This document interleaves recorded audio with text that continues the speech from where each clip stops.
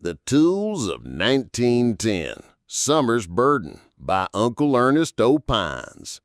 Let me tell you something about dirt. Dirt's got a memory longer than any courthouse ledger. It don't forget who walked across it, who bled on it, who sweated into it. And in 1910, Ashley County dirt had a way of reminding folks every spring, all right now, time to get turned over again.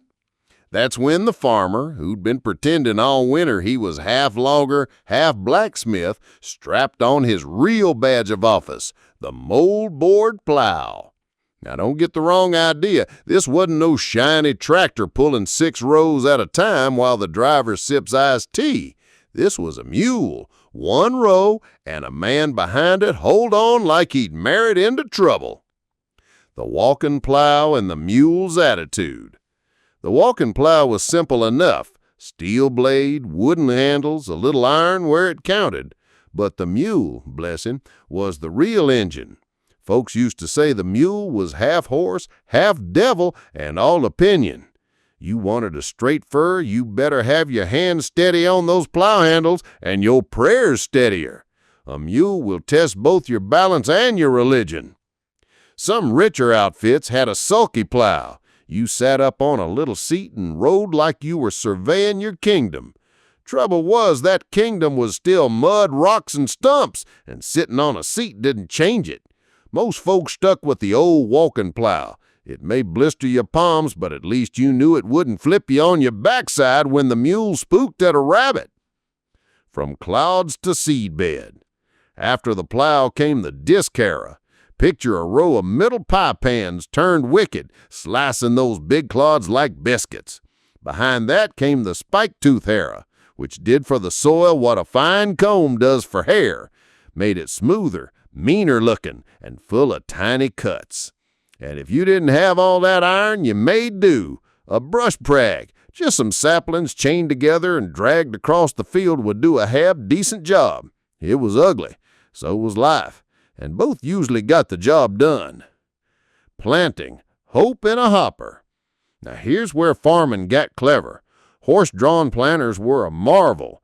1 mule, 1 row, and a little contraption that opened the furrow, dropped the seed, and covered it back up. No bending over, no scattering seeds like chicken feed, just neat little rows of cotton or corn.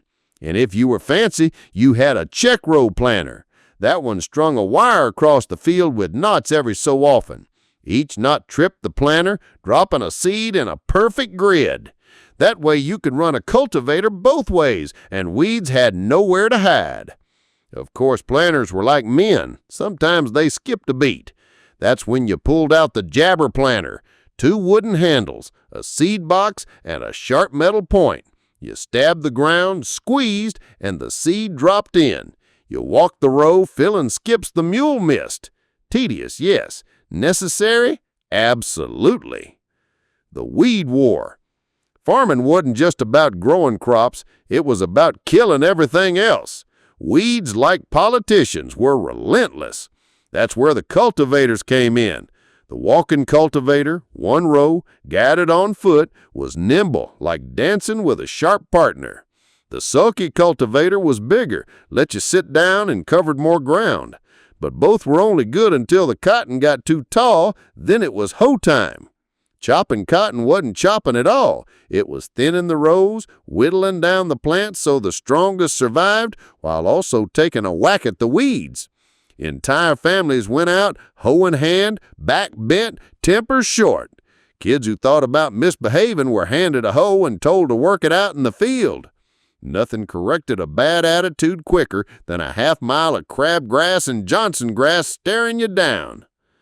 Harvest, where hope meets blisters. All that labor finally came due in the fall. Cotton was the big cash crop, and let me tell you, there was nothing romantic about picking it. You strapped a long sack over your shoulder, bent down, and started pulling lint out of bowls sharp enough to slice your fingers open. A good day's picking left your back aching, your hands bleeding, and your sack heavy enough to make you rethink your life choices. But the scales didn't lie, and every pound weighed was a little more hope toward paying off the store account. Corn was hardly better. You cut the stalks with a corn knife, stacked them into shocks, and later pulled the ears by hand. Husking pegs helped, little tools strapped to your palm for ripping husks off faster, but it was still work that made your shoulders ache like sin. For hay, you swung a scythe, or if you had the money, hitched up the mule to a mower with a sickle bar. Then came the dump rake, pulling the cut hay into neat rows. Finally, the pitchfork. You stabbed, you lifted, and threw it on the wagon. Then you climbed up and pitched it off again into the barn loft. Farming in 1910 was just a long series of lifting heavy things and putting them somewhere else. The little helpers. Not all tools were grand. The hand-crank corn sheller, for instance, turned the handle and it spat corns into a barrel like a miracle of industry. Wind-on baskets, held high in the wind, separated grain from chaff. It was simple technology, but simple was what worked. The circle of sweat. Every tool on the farm played into the next. The planter's neat rows made the cultivator's job easier.